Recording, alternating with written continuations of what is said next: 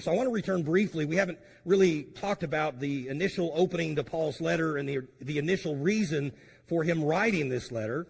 So I want to remind you kind of where we began this some time ago. When he opened this letter, he opened with an explanation or a personal defense of why he had not come to see them earlier. Now, I know it's been a little while, but let me remind you, there had been an offense that apparently had taken place within the church over something Paul had said back in his first letter, towards the end of his first letter, about wanting to return to see them.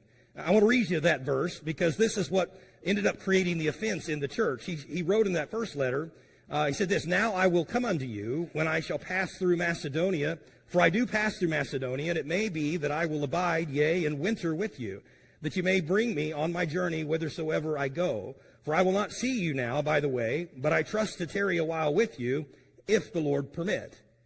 And so they were counting on him being there. They were taking this as him giving his word that he was going to be there and spend maybe an entire winter with them. But because of unforeseen circumstances, different trials and tribulations that Paul faced, and the Lord just not opening the door to do that, he hadn't yet returned to them.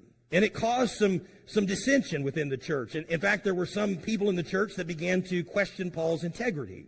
In fact, they took it so far as to question even his authority as an apostle. And the argument, based on some of the answers he gave them early on in his second letter, was this, that if Paul really was an apostle, why is he having so much trouble? Why is he under so much persecution if he really is a man called by God?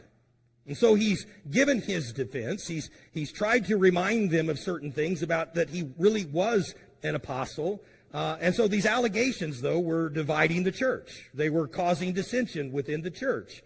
It was destroying also Paul's credibility as a minister.